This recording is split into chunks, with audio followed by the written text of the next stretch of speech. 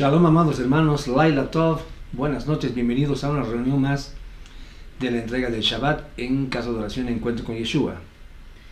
Isabel y Ramiro Peña somos siervos de Yahweh en esta Casa de Oración y les damos la bienvenida a un Shabbat más para escudriñar la bendita Torah de nuestro Abba Kadosh. Amados hermanos, la parashá de esta semana es la número 39, lleva por título Hukat, y Hukat significa estatuto de regulación, decreto. La lectura comienza en el libro de Bamidbar, Números, capítulo 19, verso 1 hasta el capítulo 22, verso 1. Y la porción profética está en el libro de Shoftim, en Jueces, capítulo 11, del 1 al 33. Amados hermanos, Elohim confirmó el liderazgo de Moshe y Aarón con tres eventos. Primero, con la tierra, cuando la tierra se tragó a los que se unieron al motín de Koraj, el fuego que consumió a los líderes que se atrevieron a ofrecer incienso, y por último, la vara de Aarón que floreció milagrosamente. La porción del día de hoy, a Moshe se le da la ley de la Pará Adumá, en hebreo quiere decir la vaca roja, cuyas cenizas purifican a aquellos que han pecado o se vuelven ritualmente impuros, de verdad, tamei, a través del contacto con un cadáver, tumat. Misterio de misterios es esta parashá que aborda el enigma de la Pará Adumá o vaca roja. Ella encierra el secreto de todos los tiempos ancestrales y contemporáneos. Shalom comentó en este aspecto: yo pensé que sabía todo, pero ella, la ley de la vaca roja, está muy lejos de mi alcance. La Pará Adumá fue preparada por primera vez en el segundo día de Nisan. Este mitzvah fue entregado al pueblo de Israel con Rosh Hodesh Nisan, en el segundo año luego de la salida de Egipto, día en que el tabernáculo de Beit Hamikdash fue erigido y puesto en acción por vez primera. Amén. La Pará Adumá se trata de la purificación del pueblo de Israel. Este mitzvah fue dado como medio de expiación por el incidente del becerro de oro. También se hacía para aquellas personas que estaban impuras por causa de haber entrado en contacto con un cadáver. De tal manera que su finalidad era eliminar todo rastro de impureza o de idolatría, ya que no puede quedar ninguna huella en el alma de un hijo de Elohim.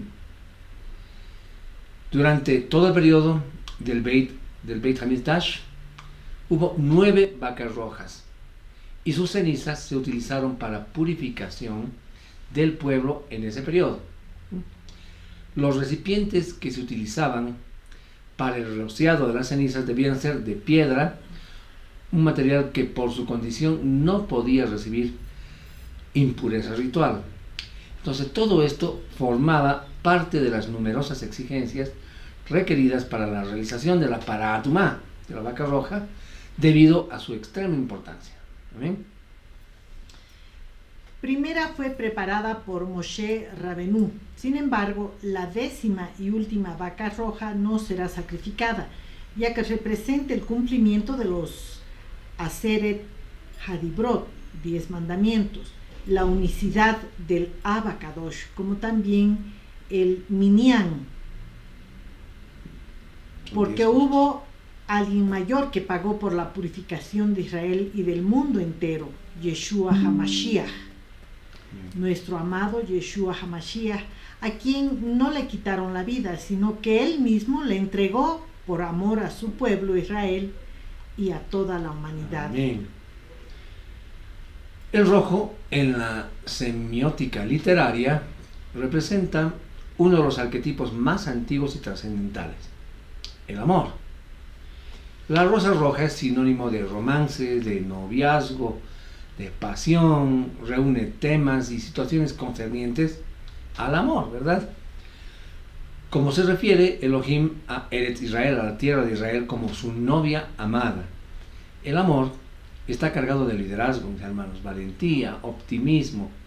Hasta es capaz de llevarte a librar la batalla más cruenta y más difícil que hayas podido enfrentar. Y esa es la batalla contigo mismo. Cuando el segundo templo Beit Hamikdash estaba en pie, el último sacrificio no fue un sacrificio animal, sino humano, un hombre, Yeshua HaMashiach, quien con su libre albedrío y por su propia libertad consolidó con el Eterno y decidió entregarse a sus verdugos, esbirros inclementes que se gozaban con el dolor humano. Yeshua fue enviado un día a este planeta por el Kadosh Baruch Hu, con dos roles específicos como Mashiach ben Yosef en su función sacerdotal. Amén. Y en el segundo y último rol vendrá como Mashiach ben David de la tribu de Yehudá en su rol monárquico. Amén. Su sangre, mis hermanos, el último sacrificio cumplido, partió la historia en un antes y un después. Un antes y un después de Yeshua. Señal contundente que evidencia que Él y solamente Él es el verdadero y único Mashiach, del cual hablaron los profetas, los 5 libros de la Torá, el judío de Nazaret, de padre y de madre judíos, de la tribu de Yehudá, ignorado, vilipendiado tosudamente por su mismo pueblo, por lo de su gremio, ¿verdad? Por causa de que su verdadera identidad fue torcida, fue manipulada, fue malentendida por el Imperio Romano, que conquistó al pueblo de Israel para ese entonces. La vaca roja es sinónimo de justicia. El color rojo, según la tradición judía, representa la justicia divina. Amén. Como también hace alusión a la sangre. Esta sangre parece hacer un viaje retrospectivo que nos sitúa con los primeros personajes de Bereshit, de Génesis, Adán y Eva, quienes protagonizan los primeros capítulos de nuestra Santa Torá. La primera sangre derramada en el Gan Edén aconteció a causa del primer pecado del hombre, la desobediencia. Sí. Inmediatamente la misericordia del Eterno, que no espera, sacrificó los 2 primeros animales que con su sangre tiñeron la tierra para cubrir con su piel la desnudez de Adán y Java. Ellos acababan de perder sus primeros atavíos, hechos de una pequeña porción de telar de luz que acompaña a la Shejina o presencia divina. Amén, amén.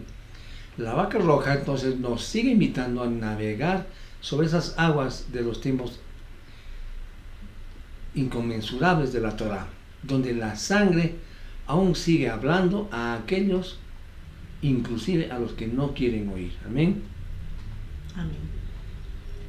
Otro evento relacionado con la sangre nos encontramos cuando Elohim le dijo a Moshe Rabenu que marcara las jambas de las puertas con la sangre del cordero, para que el ángel de la muerte no tocara ese hogar. Amén.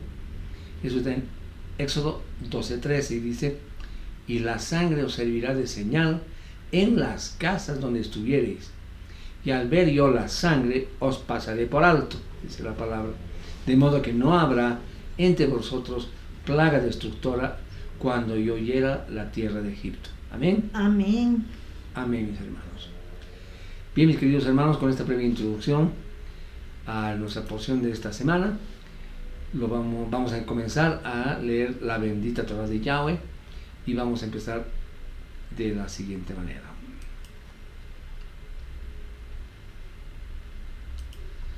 Y vamos a leer los versos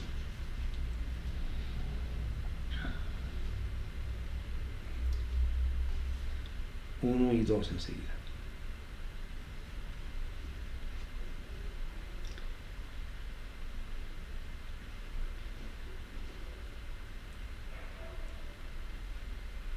Elohim dijo a Moshe y a Aarón: este es el decreto de la Torá que Elohim ha ordenado. Dile a los hijos de Israel que te traigan una vaca roja para Adumá, sin falla, sin falta ni defecto, y que nunca se le haya puesto yugo. Amén.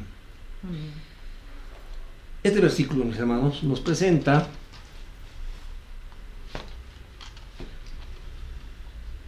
el hecho de que la reglamentación de la vaca roja es el huk o juca más importante de la Torá.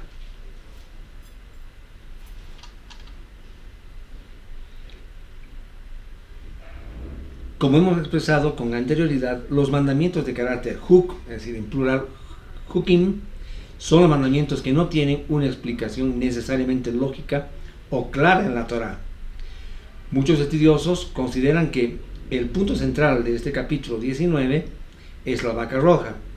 Sí, es verdad. Pero también notamos que también habla de un tema relevante, y es el agua purificante, que se obtiene mezclando la ceniza de la vaca roja con otras sustancias. Esta agua era vital para salvaguardar la pureza ritual del pueblo de Elohim, teniendo en cuenta que los mandamientos que tienen el nombre Huk o Hukim están conectados de una manera muy especial con nuestro Mesías, Yeshua.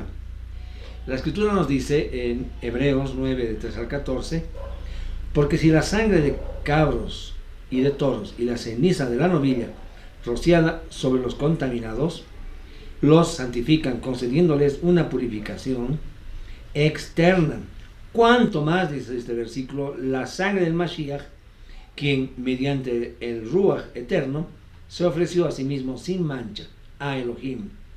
Él libera nuestras conciencias de las obras muertas para servir al Elohim vivo. Amén. Amén. Entonces aquí se establece de manera magistral un vínculo que denota el tipo de anticipo que aporta luz a lo aparentemente ilógico de este mandamiento Huk, que es incomprensible a nuestros oídos y a nuestra mente, ¿no es verdad? 3. Le darás a Eleazar el Cohen, ellos la llevarán fuera del campamento a un lugar limpio y la sacrificarán delante de él. Amén. Se refiere al texto al segundo al mando. Según el orden sacerdotal, él mismo asume la responsabilidad única, puesto que la ejecución de esta ordenanza ocasionaba contaminación temporal, de la cual el sumo sacerdote debía ser protegido. Entonces, amados, como siervos de Elohim, hemos sido llamados a formar un cerco de cuidado alrededor de nuestros pastores, de nuestros líderes, ya que no es cualquier cosa la responsabilidad que el pastorado posee delante de Elohim. Hebreos 13:17 dice: obedezcan a los dirigentes y sométanse a ellos, porque ellos se mantienen vigilando sobre sus vidas como personas que tendrán que rendir cuentas. Así que hagan esa tarea alegremente por ellos, sin ninguna murmuración, porque esto no es provechoso, dice la palabra. 4. Eleazar, el Cohen, tomará algo de su sangre con su dedo y salpicará esta sangre hacia el frente del Mishkan del Testimonio 7 veces.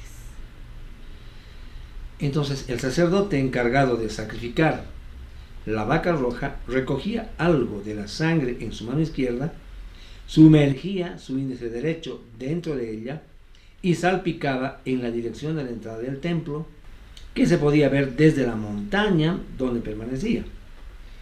Entonces esto nos muestra que el lugar donde era quemada la vaca roja tenía que estar situado en línea recta enfrente de la entrada del templo. Está escrito que los animales siempre tenían que ser sacrificados delante del Eterno, es decir, al oriente del lugar santo. Es como si Elohim estuviera mirando desde el lugar santísimo, pasando por el velo y luego hacia afuera, en dirección al occidente. En el mismo sentido, también el sacrificio de nuestro Mashiach tenía que ser hecho delante de la entrada del templo en Jerusalén, en el monte de los olivos, amados hermanos, y no detrás del templo. La imagen que proyectaba la sombra no podía indicar un lugar detrás del Eterno, a espaldas del templo. Amén. Amén. Todos los sacrificios tenían que ser presentados delante de Elohim para que fueran agradables.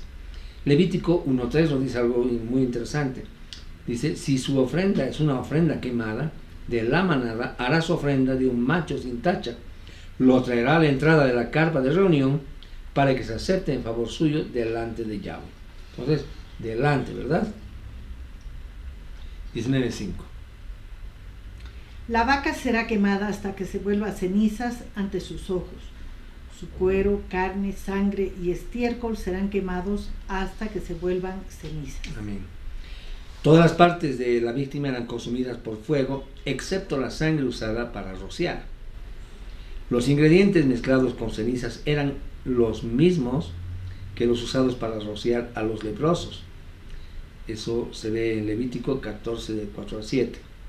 Esta agua, mis hermanos, de la que se habla en el versículo anterior, era el agua de separación o de santificación, ¿ya? A favor del pueblo apartado para Elohim. Por otro lado, la vaca era quemada, dice ahí en la palabra, íntegramente, lo cual corresponde a la tipología de Yeshua, nuestro Mashiach, en cuanto se entrega total, hermanos, y ministerio de santificación, y sobre todo su santidad. Amén. Hechos 3.16 dice, y por medio de la emuná en su nombre, y este que ustedes ven y conocen, lo ha fortalecido, es decir, su nombre. La emuná que viene por medio de aquel que le ha dado esta perfecta curación en presencia de todos ustedes. Amén. Entonces, es la confianza que proviene de Yeshua, hermanos, que nos ha dado la seguridad que en él encontramos perfecta sanidad y santificación. Lucas 1.35 dice, siendo Kadosh y en rectitud ante él, o sea, todos nuestros días, el Señor nos está pidiendo que todos nuestros días estemos en santidad, siendo Kadosh, ¿verdad? 6. Amén. El Cohen, el sacerdote, tomará madera de cedro, hisopo e hilo escarlata y los tirará sobre la vaca mientras se quema. Amén. Los tres objetos, madera de cedro, hisopo y lana escarlata o hilo escarlata o carmesí, tenían que ser añadidos para producir las cenizas que luego serían mezcladas con el agua para que sirvieran de purificación. En el tercer nivel de interpretación exegética de la Torá, sería probable que Yeshua haya sido colgado en una especie de árbol, posiblemente también una higuera, que crecía en el monte de los olivos. Adán y Java tomaron hojas de higuera en el lugar donde se introdujo el pecado, cerca del árbol de la ciencia, el cual se encontraba probablemente también en el monte de los olivos. Recordemos que Yeshua maldijo a la higuera cuando pasó por ese camino al entrar en la ciudad, poco antes de su muerte. Marcos 11:21 nos dice, entonces Kefa, Pedro, se acordó de aquello y le dijo, Rabí, mira, la higuera que maldijiste se ha secado. Ahora, estas cosas, hermanos, podrían indicar que él haya sido colgado en una higuera y los dos ladrones en el mismo árbol, uno a la derecha y otro a la izquierda. Ahora, es factible poder llegar a esta conclusión por el hecho de que cuando el soldado romano iba a romper las piernas a los tres colgados, se fue primero a uno de los ladrones y luego al otro. Y cuando finalmente llegó a Yeshua, no les rompió las piernas. Como está escrito en Juan 19, 32 y 33, dice, luego los soldados fueron y le quebraron las piernas primero, y después al otro había sido ejecutado con él. Pero cuando llegaron a Yeshua, como lo vieron ya muerto, no le quebraron las piernas. Amén. Amén. El hisopo, hermano, se usaba para la purificación, para rociar la sangre y el agua. Se usó antes de la salida de Egipto por el pueblo para untar sobre las puertas, se usó en la purificación de los leprosos, como decíamos en la introducción, y aquí se usa otra vez para la purificación por la contaminación de la muerte. El hisopo fue utilizado también en relación con la muerte del Mashiach, haciendo la conexión así con la liberación del pueblo de Egipto. También fue usado, hermanos, para la purificación por contaminación. Recuerden ustedes del tzarat, ¿no? Traducido como lepra, y que simboliza al pecado, para la purificación de la impureza ritual producida por el contacto con la muerte, y que a la postre permitió la introducción de los que somos su pueblo al Brit Hadashah, al pacto renovado. ¿Por dónde? ¿Por qué? Por la emuná en Yeshua. Y la lana carmesí o hilo escarlata tiene correspondencia con la sangre derramada por Yeshua. Amén. Amén. 7. Entonces lavará sus ropas y a sí mismo en agua, después de lo cual él puede volver a entrar al campamento, pero el Cohen permanecerá inmundo hasta el anochecer. La impureza que había quedado sobre el sumo sacerdote representaba los pecados que éste llevaba ante Elohim, por eso era afectado por esta impureza. Nuestro sumo sacerdote Yeshua no solo llevó el pecado de nosotros a Elohim en él, sino que él mismo fue el sacrificio. Por esta razón, de la misma manera que se le imputaban los pecados al animal, se le atribuyeron también a Yeshua. Amén. Amén.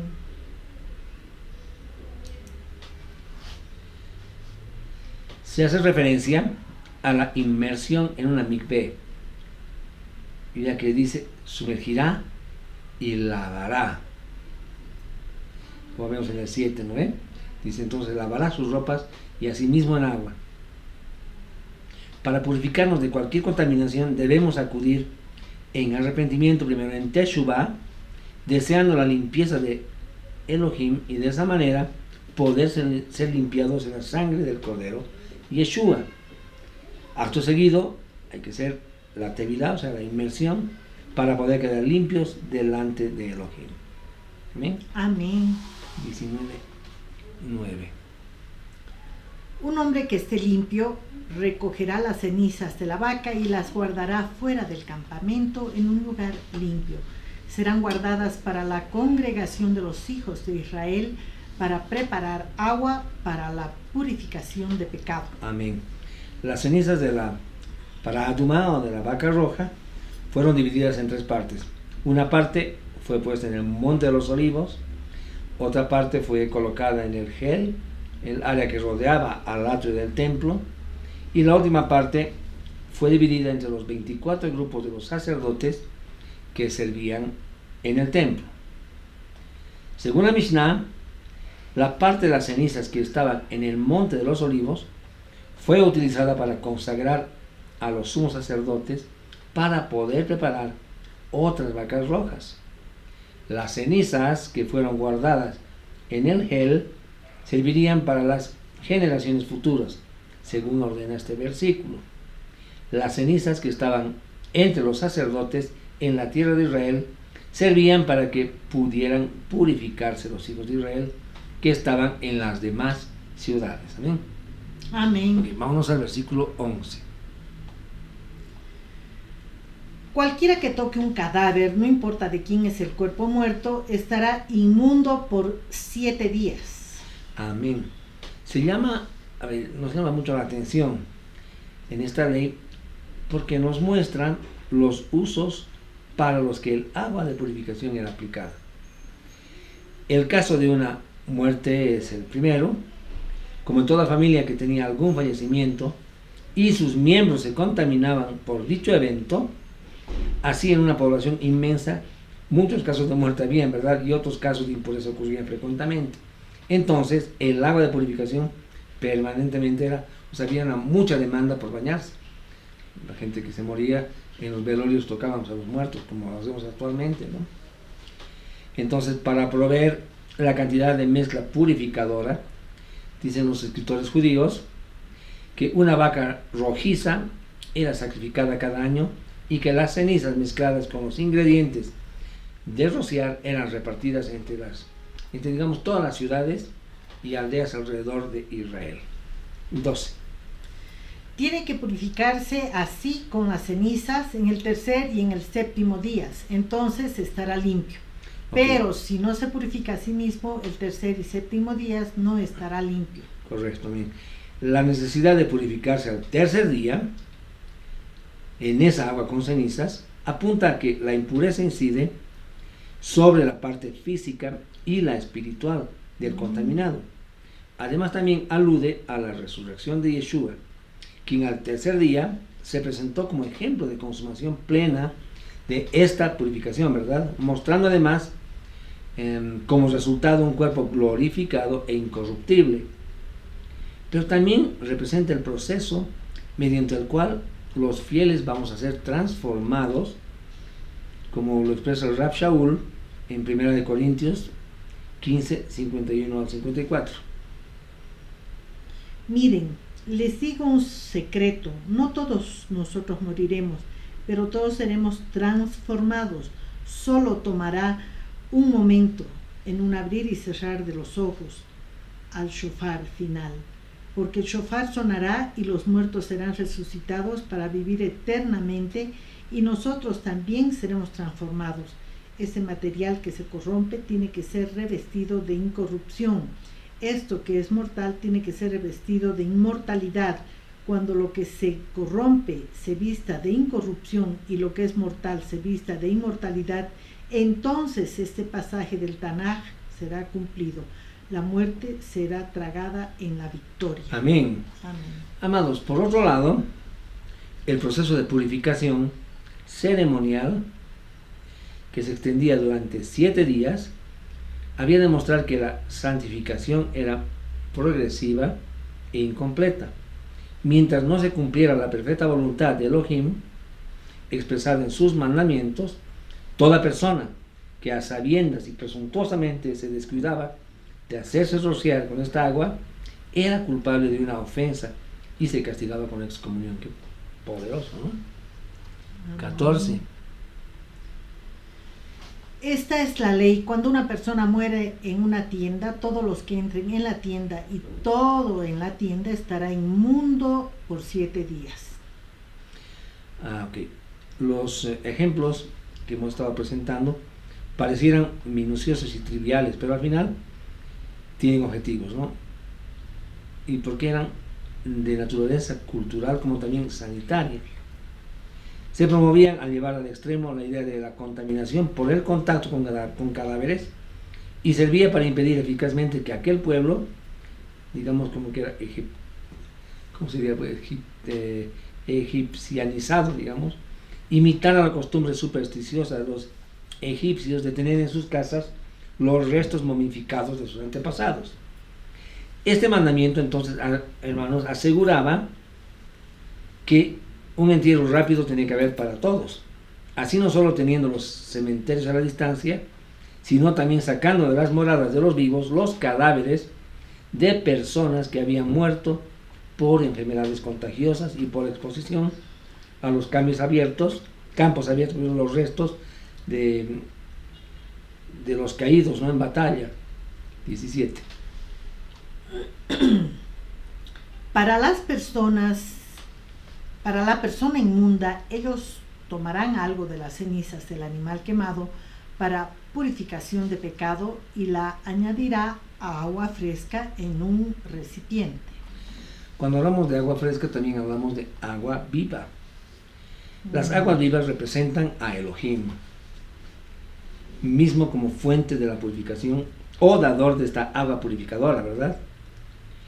Mira lo que dice Jeremías 2:13, se lo vamos a leer nosotros. Porque 2 males han hecho mi pueblo, me abandonaron a mí, fuente de agua viva, y cavaron para sí cisternas rotas que no retienen el agua. Juan 4:10 también nos dice algo interesante. Yeshua le respondió: si conocieras el don de Yahweh y quién es el que te dice dame de beber, tú le hubieras pedido a él y él te habría dado agua viva. Amén. Amén. Yohanan 7:38, Juan 7:38. Todo el que pone su confianza en mí, como dice el Tanaj, ríos de agua viva fluirán de lo más profundo de su ser. Amén. Entonces, hermanos, todos nosotros, al venir a Elohim, a través de hacer el pacto con Yeshua, somos portadores de esa agua viva, de su Ruach. La función del Ruach es purificarnos, hermanos amados. Gálatas 5:16 dice, anden en el Espíritu, y así jamás van a satisfacer los malos deseos de la carne. Tito 3:5 nos dice, Él nos salvó no por las obras de justicia que nosotros hubiésemos hecho, sino según su misericordia, por medio del lavamiento de la regeneración y de la renovación del Espíritu de santidad. Amén. Todos nosotros fuimos salvos por el lavamiento de la regeneración y la renovación en el Ruach de santidad. Ese lavamiento es al que se refiere como las aguas vivas, que con la ceniza del sacrificio declaran puras nuestras vidas. El Ruach, amados, y el sacrificio del Cordero, de Yeshua, garantiza nuestra santificación continua. Solo nos queda que hagamos la inmersión del tercer y séptimo día al habernos contaminado con un muerto. Es muy importante, hermano. Amén. Amén. 19:19. La persona limpia rociará a la persona inmunda al tercer y séptimo días. En el séptimo día él lo purificará. Entonces lavará sus ropas y a sí misma en agua, y entonces estará limpia al anochecer. Bien, solo una persona ritualmente limpia podía rociar sobre los otros para que fueran purificados. De esta manera, solamente los limpios podrán asistir a quienes son llamados a Yahweh, al arrepentimiento y a la obediencia a la Torah. Amén. Amén. Es imposible que alguien fuera de esta condición de pureza esté apto para ministrar a los santos según la Torah. Aunque las distintas propuestas religiosas de hoy, amparadas en buenas intenciones de ayuda social, quieran vender lo contrario, el remanente santo, hermanos de Yahweh, debe tener presente el estado de pureza, actitud y manera de proceder conforme a la Torah, siempre, mis amados, siempre, siempre. Amén. Amén. 20. La persona que permanece inmunda y que no se purifique, así será cortada de la congregación, porque ha profanado el lugar Kadosh de Elohim. El agua para la purificación no ha sido rociada sobre ella, está inmunda. Ay, amén. Se subraya en este pasaje la seriedad de este acto de purificación, ¿verdad? Haciendo un énfasis especial en la necesidad imperativa del que está contaminado de abandonar ese estado. Claro, será cortada, dice la congregación. El pecado nos impurifica, hermanos, y nos convierte en un agente de corrupción, aun cuando pensemos que solo afecta en el plano personal. No podemos, hermanos amados, creernos ese engaño. Es un engaño del enemigo, de Satán. Segunda de Corintios 7:1 dice, así que, amados, ya que tenemos estas promesas, limpiémonos de toda impureza carnal y espiritual. Y esto es una cosa hermosa. Y consagrémonos completamente por respeto a Elohim. Qué fuerte. Amén. 21 y 22. Este será un decreto permanente para ellos. La persona que rocíe el agua para la purificación lavará sus ropas. Cualquiera que toque el agua para la purificación estará inmunda hasta la noche. Cualquier cosa que la persona inmunda toque será inmunda, y cualquiera que lo toque a él estará inmundo hasta el anochecer. Bien, el verso aplica para el que salpique el agua y contamina solo su ropa. Pero el que toque el agua debe purificarse. Su ser, en ese contexto, está contaminado hasta el anochecer. Aquella persona que rocía el agua de la purificación sobre el inmundo también adquiere un estado de impureza. No como el inmundo, pero sí se contamina.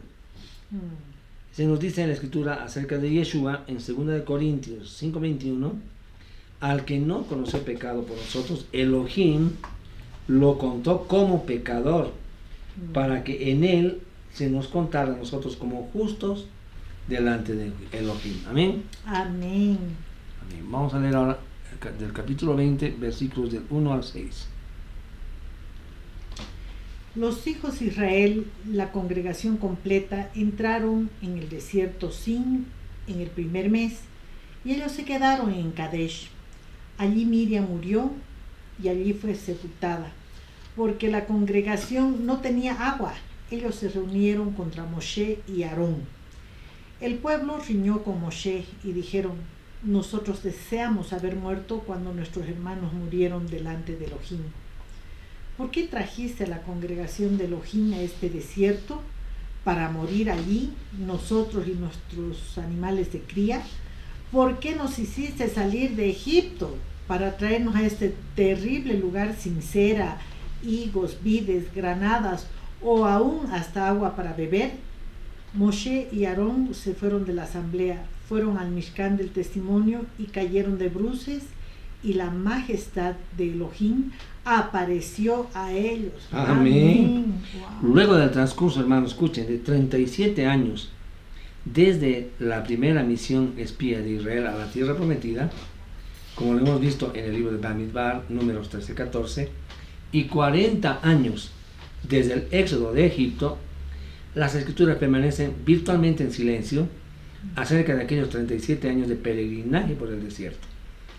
La generación de aquellos que vivieron en Egipto casi estaba extinguida, y la nueva generación pronto estaría lista para entrar a la tierra prometida. Moshe, Aarón, Yehoshua y Caleb fueron los pocos que quedaron de los que salieron de Egipto. Una vez más acamparon en Kadesh, como dice el versículo, el sitio de la primera misión espía, que terminó en desastre. Entonces ahora vemos a Moshe. Esperaba que el pueblo estuviera listo para un nuevo comienzo. Permanecieron ahí 4 meses hasta el mes quinto, cuando llegaron a la montaña de Or, donde falleció Aarón. En esta localidad de Kadesh estaba situada en el desierto de Tzin, colindando con la tierra de Edom. Ahora, la Torá, hermanos, nos está brindando 2 relatos: la muerte de Miriam y el acontecimiento cuyo desenlace terminaría con la muerte de Aarón y de Moshe antes de cruzar el río Jordán. Vemos en la palabra que dice: ellos se reunieron contra Moshe y Aarón, ¿no? Estaban en contra, empezaron a hacerles problemas, ¿no? Este acto de rebeldía consecutiva, matizada por etapas de reproche, añoranza de la condición anterior, ¿no es verdad?, de la comodidad de los que ellos supuestamente querían vivir bajo el yugo israelita, egipcio, ¿no? La desconfianza manifiesta en todas las facetas y el descontento general del pueblo llevó, hermanos, eso es grave, a toda una generación a creerse lo suficientemente elevados como para poder tachar, eliminar los mandamientos de Elohim. Es más, considerarlos como irracionales. Esto nos pone en sintonía con un diagnóstico, digamos, como que radical, con el que Rav Shaul, el apóstol Pablo, se dirige a los creyentes de Roma cuando les dice en Romanos 6:23: porque la paga del pecado es muerte, pero el don de Elohim es vida eterna en el Mashiach Yeshua, nuestro Maestro. Amén. Amén. 28. Toma el cetro, reúne a la congregación, tú y Aarón tu hermano, y delante de sus ojos dile a la roca que produzca su agua. Tú les traerás agua de la roca, y así facilitarás que la congregación y sus animales de cría puedan beber. Luego de diferentes lecturas a los posibles motivos de pecado, y también algo en defensa de la actitud de Moshe, refleja, hermanos, una clara desatención de Moshe a la orden de Elohim. Le dice: háblale a la piedra, háblale a la roca, ordénenle a la peña, ¿no?, a la roca. Las declaraciones de enojo contra la congregación de Israel al golpear la roca, Moshe, en vez de hablarle, el definir si fue con la vara de Aarón o la de él mismo, fueron condiciones, como que digamos, irrelevantes y subjetivas, hermanos, al hecho primordial que nos tiene que llamar la atención. No se debe cuestionar lo que Elohim nos manda. Moshe no siguió las instrucciones que le dio Yahweh. Él le dijo, habla a la roca, y Moshe, ¿qué hizo? Golpeó la roca. Okay. 10 y 11. Pero después que Moshe y Aarón habían reunido a la congregación delante de la roca, él les dijo a ellos, escuchen aquí, ustedes rebeldes, ¿se supone que les traigamos agua de esta roca? Entonces Moshe levantó su mano y golpeó la roca con el cetro 2 veces. El agua fluyó en abundancia y la congregación y los animales de cría bebieron.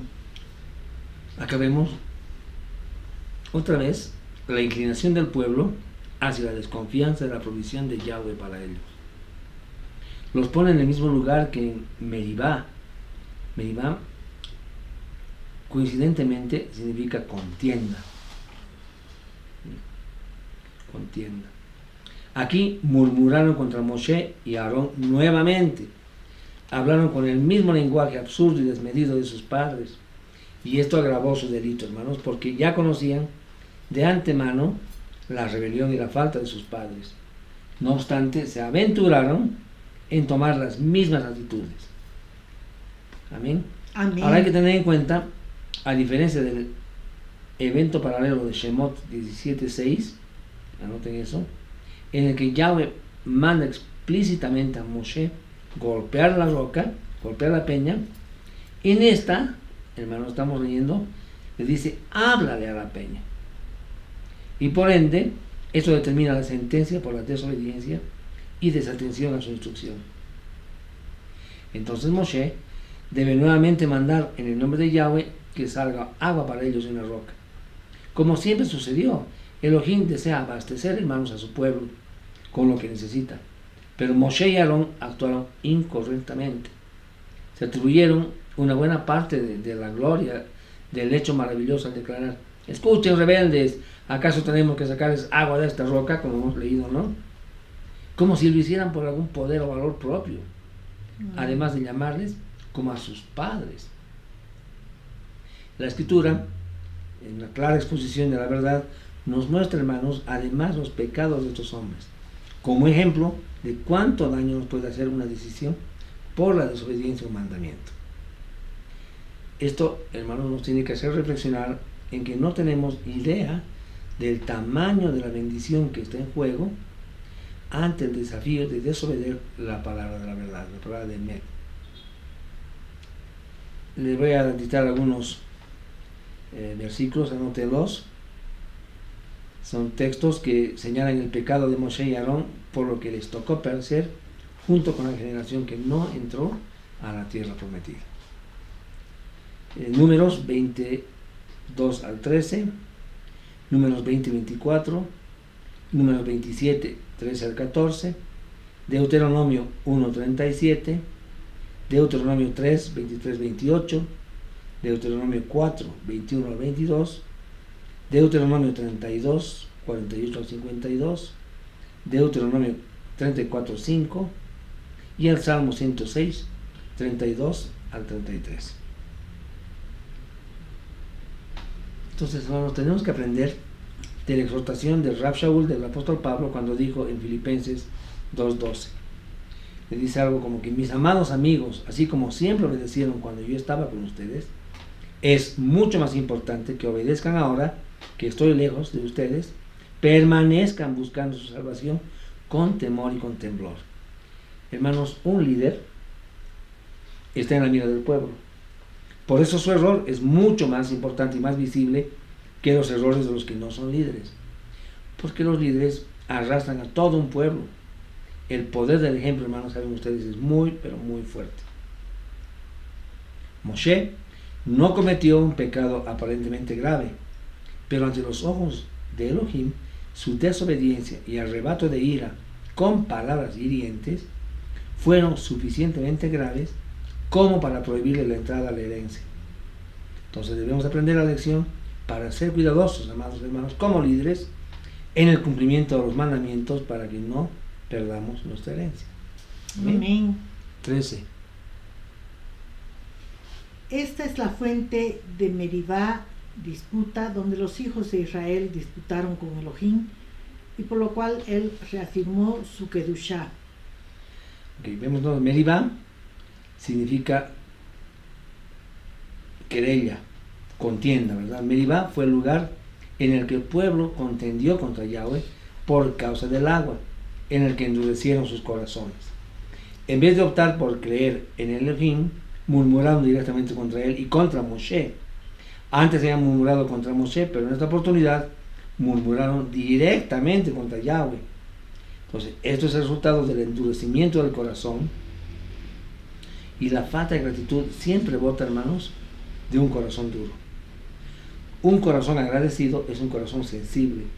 La santidad de Yahweh fue manifestada en Moshe y en Aarón, por la sentencia que recibieron por causa de no haberle obedecido cuando estuvieron juntos en la peña. Las aguas fueron la causa por la que Yahweh manifestó su santidad en Moshe y Aarón. Amén. Amén. Voy a levantar. 20:16. Pero cuando clamamos a Elohim, él nos oyó, envió un malaj y nos sacó de Egipto. Ahora aquí estamos en Kadesh, una ciudad al borde de tu territorio. Y aquí hay algo importante que debemos notar. Es el término malaj, pero es dado a un ser humano, que en este caso específico se refiere a Moshe, quien fue separado, preparado y enviado como caudillo para la liberación de Israel en Egipto. Amén. ¿Bien? Entonces, asociamos esta palabra para evidenciar el mismo ejemplo dado en Apocalipsis a los 7 ángeles, a los 7 malajim de las 7 congregaciones, de las 7 asambleas, ¿no?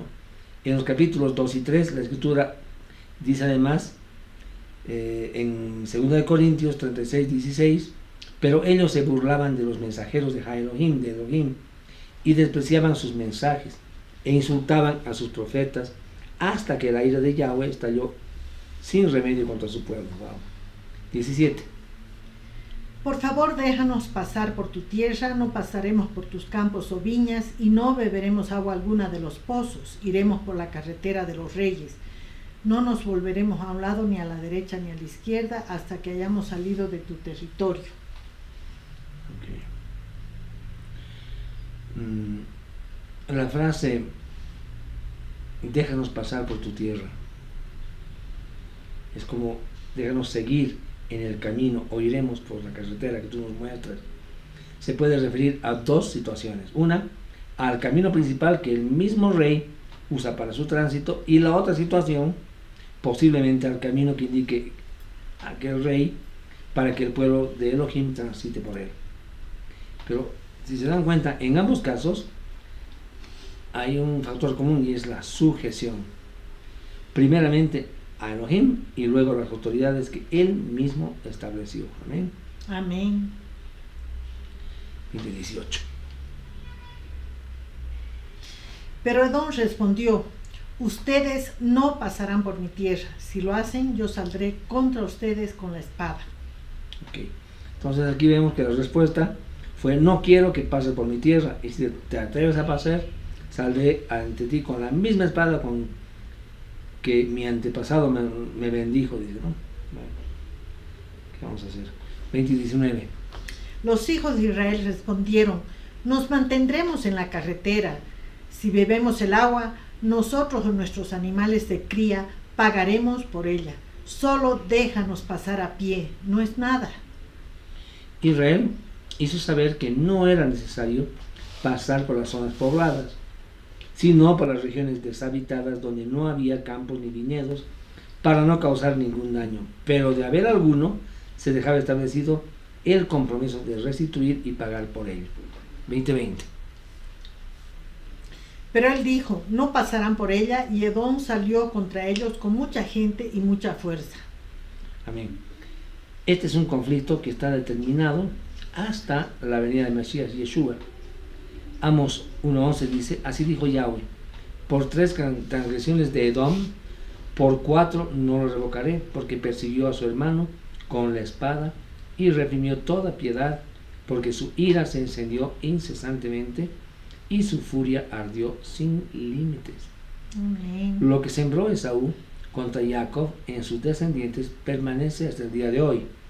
Esaú había recibido de Yahweh el monte Seir, y por eso Israel no tenía ningún derecho de hacer guerra contra él y tomar, digamos, como que parte alguno de su territorio.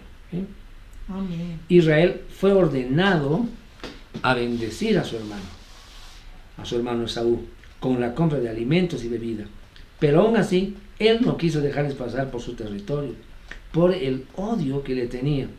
No pudo ser bendecido por Israel. Hermanos, y este no es el único ejemplo en el cual nuestro pueblo haya apelado al diálogo y al acuerdo diplomático para la resolución de conflictos con enemigos que arrastran viejas rencillas y que no se conforman a su papel en el gran drama divino, digamos, ¿no? Lo interesante es cómo podemos aprender de estas narrativas que estamos viendo, que pone al descubierto la verdadera razón del acto irracional que acaba con la gestión diplomática.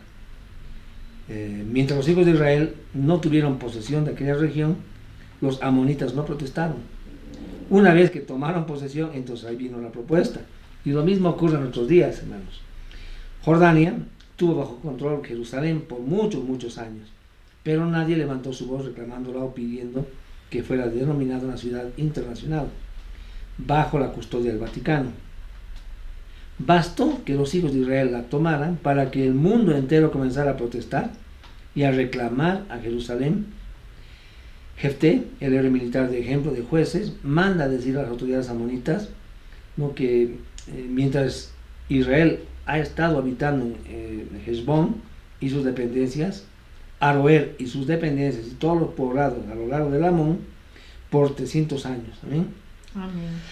Entonces, no importa las razones que expongamos, esta es una batalla que no tiene razón alguna. Y cuando este tipo de confrontaciones se levantan, la fuerza de la razón nunca va a ser la solución. Entonces, mientras más rápido comprendamos, menos tiempo perderemos en tratar de conciliar la carne con el espíritu, hermano. Amén. Amén. 20:24. Aarón morirá y se unirá a su pueblo, porque él no entrará en la tierra que yo les doy a los hijos de Israel, puesto que ustedes se rebelaron contra mi palabra en la fuente de Meribá. Amén.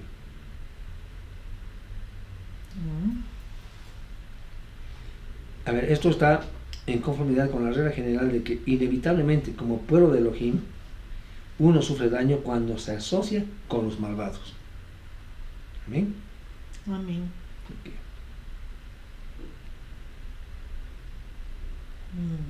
Vemos un ejemplo así en Primera de Reyes, capítulo 22, que cuando Josafat, rey de Judea, formó una alianza militar con el rey Ahab de Israel, Acab, ¿no?, Elohim se enojó con él y lo castigó.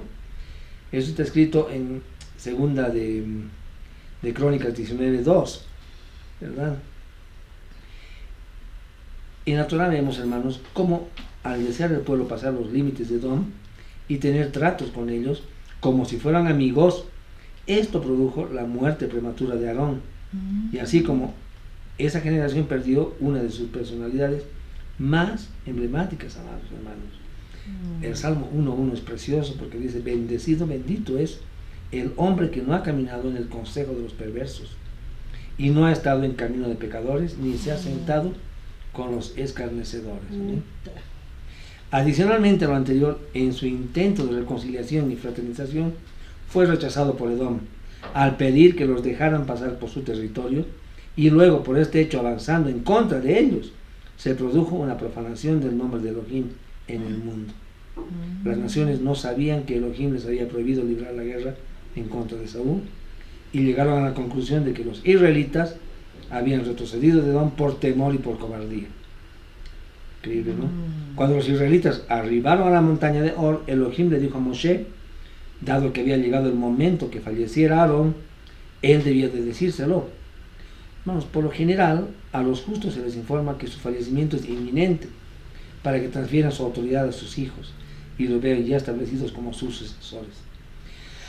Acá es como si Yahweh no tuviera deseo de hablar con Aarón de este tema. Por eso le dijo a Moshe que se lo dijera en un tono de consolación. Amén. Amén. 28. Números 20-28. Moshe removió las vestiduras de Aarón y las puso a Eleazar su hijo, y Aarón murió allí en la cumbre del monte. Entonces Moshe y Eleazar descendieron del monte. Amén. Este pasaje nos muestra, hermanos, los milagros ocurridos a la hora de la muerte de Aarón. También nos da una orden única y específica de cómo vestir al Cohen Gadol, al sumo sacerdote, ¿no? En este mismo orden fue vestido Eleazar, su hijo, quien continuaría con el ministerio de su papá. ¿Amén? Amén. 20:29. Cuando la congregación completa vio que Aarón estaba muerto, le hicieron duelo a Aarón por 30 días toda la casa de Israel. Para Aarón fue una gran satisfacción ver que se daba preferencia a su hijo, ¿verdad? Que él era tan querido, su oficio preservado y asegurado. Acá vemos algo interesante, es una figura de sacerdocio eterno del Mashiach Yeshua, hermanos. Un hombre bueno debe desear, si fuera la voluntad del Eterno, no vivir más allá de su vida útil. Pensemos ahora que, ¿qué tenemos de este conocimiento? ¿Por qué hemos de desear seguir en este mundo? Al contrario, mientras podemos servir en algo para la gloria de Yahweh. Hay algo que me gusta hacer siempre, rogarle y orar a nuestro Padre, que mientras nos dé vida, me dé vida, me la dé para estar separado, para dedicarnos activamente a su servicio. ¿Amén? Amén. Bien, cambiamos de capítulo, vamos a ir al capítulo 21, en el versículo 1.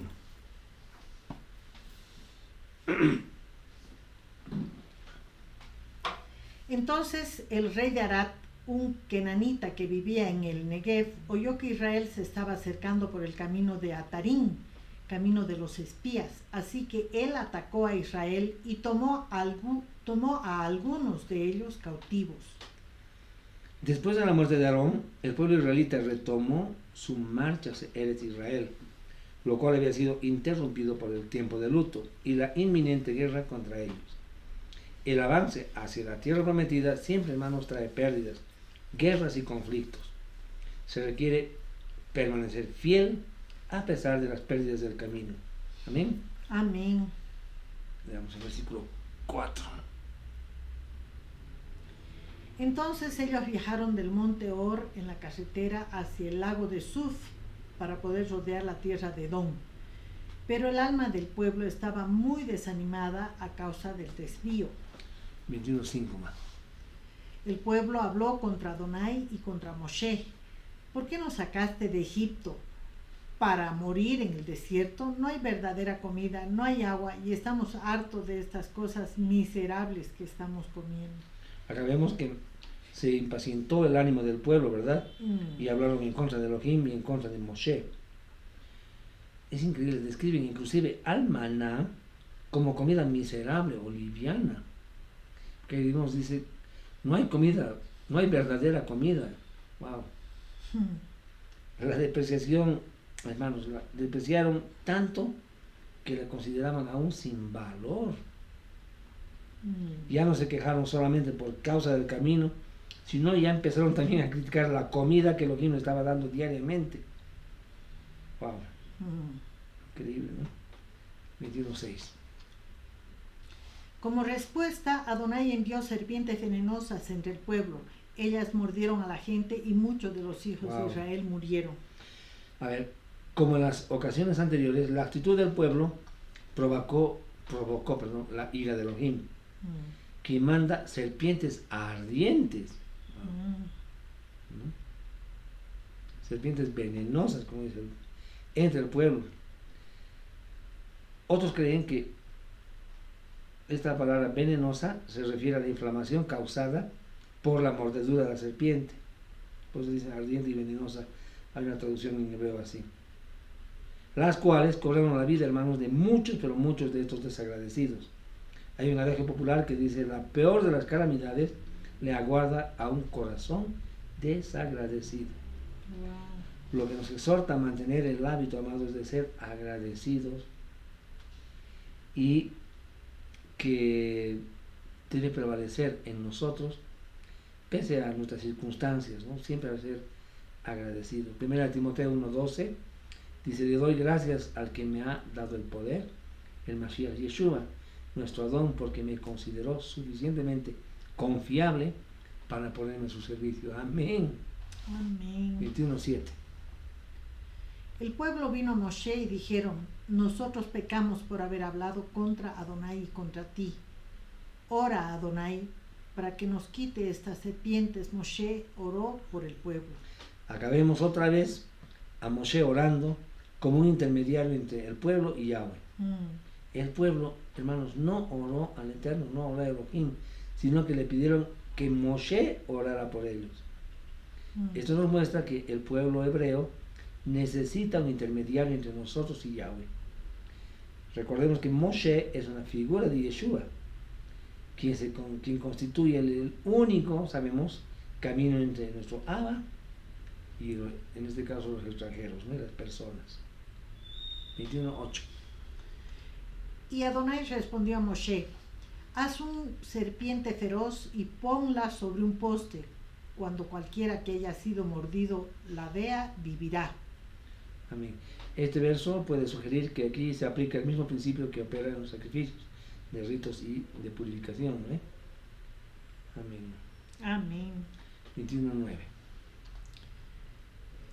Moshe hizo una serpiente de bronce y lo puso en el poste. Si una serpiente había mordido a alguien, entonces cuando miraba hacia la serpiente de bronce, vivía.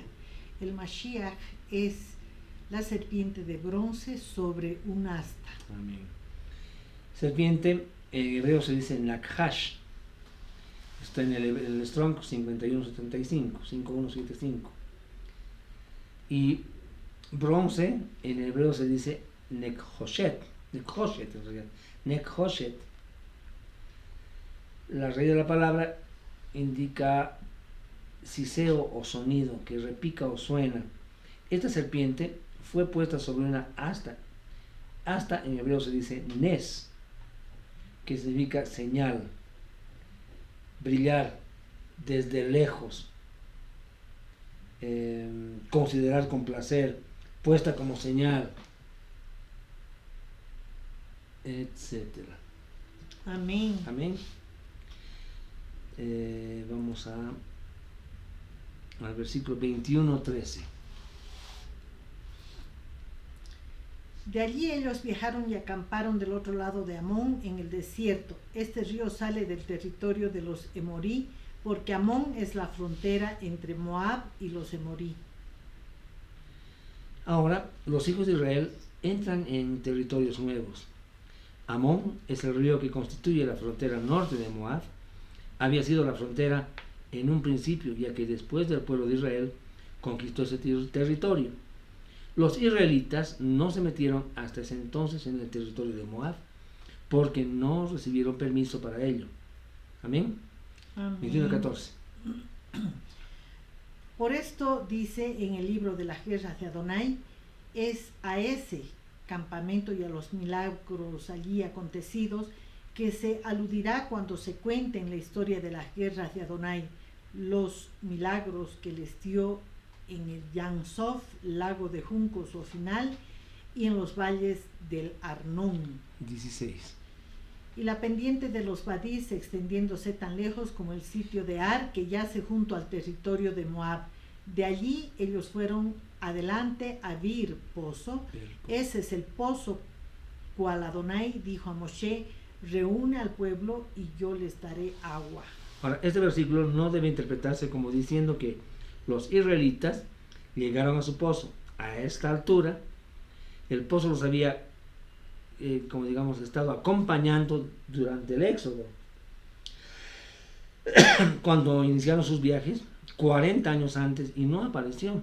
Y recién se nombra en este pasaje, al cabo de 40 años, hermano. Qué interesante, ¿no?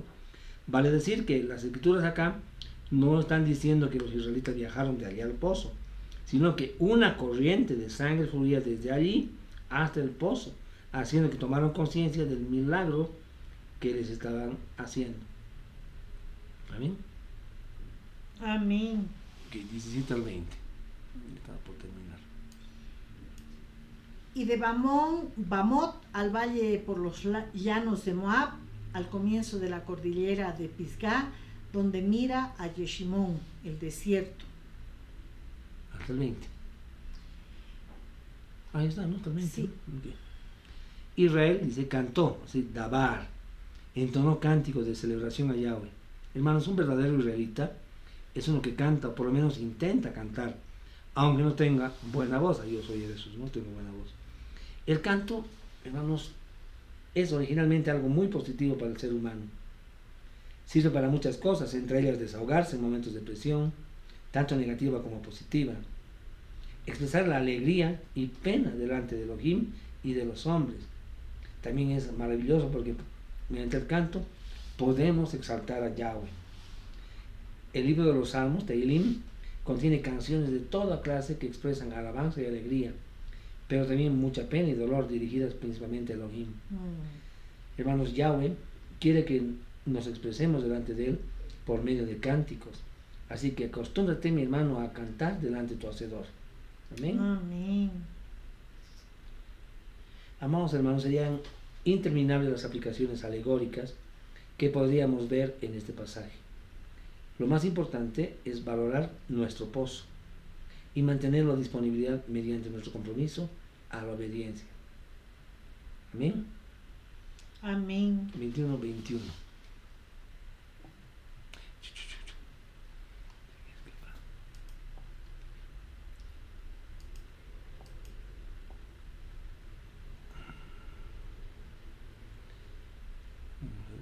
Versículo 21.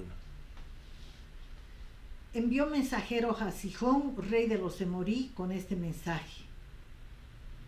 En realidad, la tierra de Sihón, rey del Emorí, no estaba protegida por ninguna prohibición de conquista, como lo estaban las tierras de los países hermanos, Amón y Moab.